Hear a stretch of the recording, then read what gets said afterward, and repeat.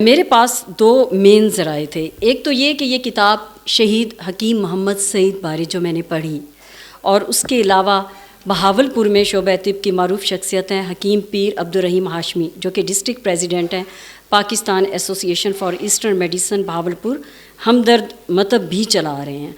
تو ان سے مجھے کافی اتنی معلومات ملی، آپ یقین جانیے کہ ابھی ڈاکٹر صاحب جو بات کر رہے تھے مختلف جہتوں کے حوالے سے، مختلف خوبیوں کے حوالے سے، ایک خوبی جو سب سے بڑی خوبی تھی وہ علم دوست تھے.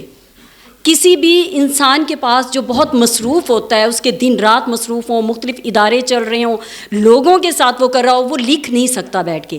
لیکن ان کی اتنی تصانیف آئی ہیں، انہوں نے سفر بھی بہت کیا ہے. اور سب سے مزے کی بات یہ ہے کہ انہوں نے 35 سفر نامے میں 25 سفر نامے بچوں کے حوالے سے لکھے ہیں، کہ بچوں کے حوالے سے وہ سفر نامے ہیں. اور میں تو ذاتی طور پر یہ سمجھتی ہوں کہ اگر جب ہم کیوں نہیں سجیشن دیتے، کیونکہ ہمدرد کی جو مجلس شورا ہے اور اس کے علاوہ تھنک ٹینک بنا ہوا ہے جو ملک کے مختلف صورتحال پر اپنی تجاویز اور آراء دیتے ہیں، اور وہ تجاویز اور آراء حکومت تک پہنچتی ہے کہ جب وہ لیجسلیشن کر رہے ہوں تو وہ ان تجاویز اور آراء کو بھی انکارپوریٹ کریں. تو کیوں نہیں یہ تجاویز دی جاتی کہ جب بچوں کے لیے سلیبس بنایا جائے تو شہید حکیم محمد سعید کی شخصیت کے حوالے سے بھی سلیبس کا حصہ بنایا جائے، اس کو بھی شامل کیا جائے. مجھے بتائیں کہ آپ محترم عمر ظہیر میر، ایک تو ان کے نام میں بھی 3 رے آتے ہیں، تو اس لیے بولنے میں بھی تھوڑا سا ہوتا ہے کہ کیا بولا جائے. تو عمر ظہیر میر جو کہ ہمہ جہت شخصیت ہیں، آپ لوگ جان بھی گئے ہوں گے، ان سے کہیں گے کہ اب ہمارے اگلے مہمان کون ہیں. بہت شکریہ محترمہ سعدیہ صاحبہ، آپ جس طرح مرضی بلا لیں، پھول کو کسی بھی نام سے پکاریں اس کی خوشبو کو فرق نہیں پڑتا. آگے چلتے ہوئے ایک مختصر سی بات مجھے، کیونکہ ہمارے محترم جو اسپیکر ہیں ڈاکٹر ظفر صاحب، ان کی بات میں بڑی توجہ سے سن رہا تھا، اور جو میرے ذہن میں چل رہی تھی میں نے نوٹ کیا، سعدیہ صاحبہ بھی بالکل وہی بات کر رہی تھی جسٹس صاحبہ سے. جو آپ نے سر کہا کہ ایک خواب تھا حکیم صاحب کا کہ اسکالرس کو اکٹھے کیا جائے، ڈائیلاگ کیا جائے، یہ خواب ایک حقیقت ان کی لائف میں بن چکا ہوا ہے. کل ہمارا اجلاس تھا ہمدرد مجلس شورا کا، ہمدرد تھنکرز فورم، جن کو ان کی شہادت کے بعد ان کی صاحبزادی سعدیہ راشد صاحبہ پریزائڈ بھی کرتی ہیں، اور وہ ایز اے سیپریٹ انسٹیٹیوٹ مسلسل چل رہا ہے، اور اس کا کام یہی ہے کہ تمام ایشو پہ یہ ڈسکشن کر کے پالیسی پیپر ریاست کے تمام اداروں کو، میڈیا کو، ان سب تک یہ جاتا ہے. بلکہ ہم آپ کو بھی انوائٹ کریں گے، ہمارے لاہور کے سینٹر کے انچارج جو ہیں انہوں نے ہی یہ سارا پروگرام آرگنائز کیا ہے. میڈم کی اجازت سے اگلے کسی اجلاس میں ہم آپ لوگوں کو بھی دعوت دیں گے تاکہ آپ اپنی نظر سے دیکھیں. اب آگے چلتے ہیں جی. اگلی میں دعوت خطاب دینا چاہوں گا محترم انور رضا صاحب کو، جو صدر ہے نیشنل پریس کلب اسلام آباد کے. آپ کی بھرپور تالیوں میں محترم انور رضا صاحب.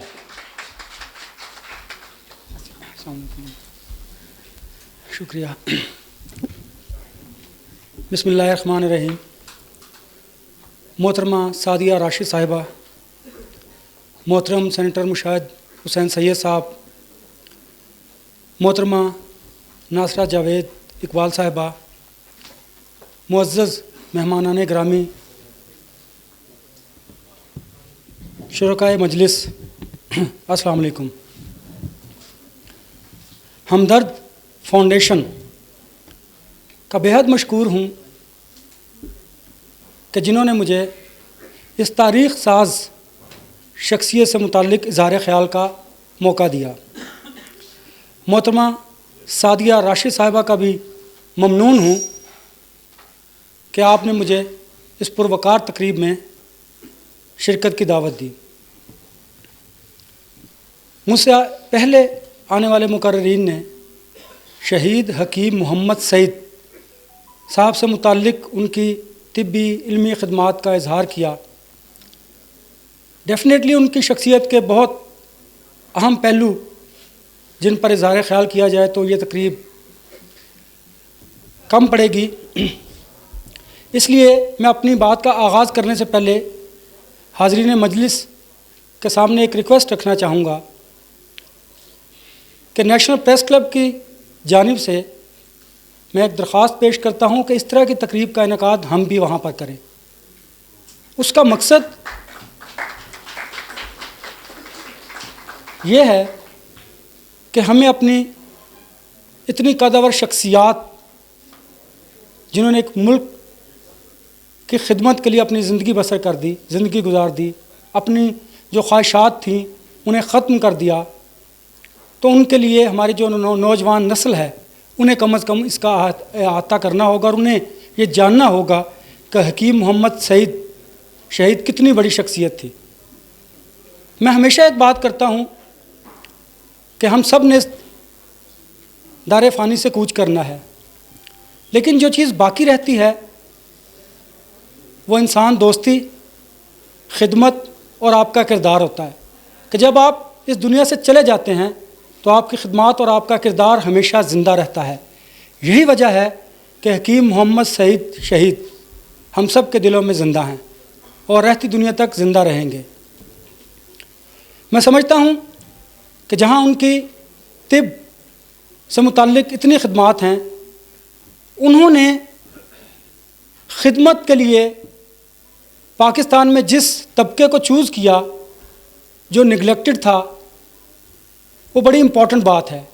ہمارے ہاں شاید نیکی بھی اب لوگوں کو دکھاوے کے لیے کی جاتی ہے، اور ہم چاہتے ہیں من حیث القوم کہ ہمیں اس نیکی کی پذیرائی ملے، اپریشیٹ کیا جائے اور معاشرہ یہ سمجھے کہ ہم بڑے ہی ہمدرد دوست انسان ہیں. لیکن جس طرح حکیم محمد سعید شہید نے اپنی قوم کے لیے، اپنے وطن کے لیے قربانی دی، یہی وجہ ہے کہ ہم سب یہاں پر ان کی اس خدمات کا اظہار بھی کر رہے ہیں اور یہ کوشش بھی کر رہے ہیں کہ ان کے سفر کو آگے لے کر چلا جائے.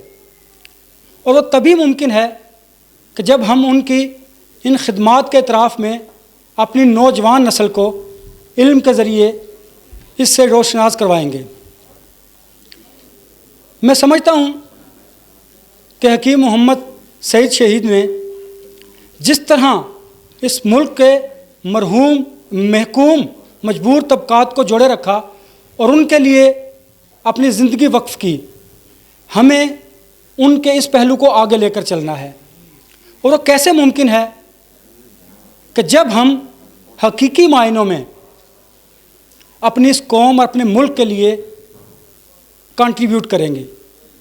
یہاں پر بیٹھے قدور شخصیات سے میری ریکویسٹ ہوگی کہ ہمیں واقعی اس ملک کے لیے اپنی اپنی سطح پر کردار ادا کرنا ہے. وہ علم کا شعبہ ہو، وہ طب کا شعبہ ہو، وہ ہمارے سیاستدان ہو، ہمیں موجودہ حالات میں برداشت کے کلچر کو فروغ دینا ہے. ہمیں ایک دوسرے کو سپیس فراہم کرنا ہے. ہمیں اس کے ساتھ ساتھ اپنی ڈومین میں رہتے ہوئے ایک دوسرے کو آگے لے کر چلنا ہے. یہی وجہ ہے شاید کہ ہم ترقی کی راہ پر گامزن ہوں. حکیم محمد سعید شہید نے ہمیں ایک پیغام دیا ہے کہ ہم نے اس ملک کے لیے، اس قوم کے لیے خدمت کو اپنا شعار بنانا ہے. یہی وجہ ہے کہ جو لوگ بے لوث خدمت کے سفر کو جاری رکھتے ہیں وہ ہمیشہ زندہ رہتے ہیں. اور آخر میں ایک مرتبہ پھر کہ حکیم محمد سعید شہید اپنی خدمت، اپنے علم و ادب کی وجہ سے ہم سب کے دلوں میں زندہ ہیں اور ہمیشہ زندہ جاوید رہیں گے. بہت شکریہ آپ لوگوں کا.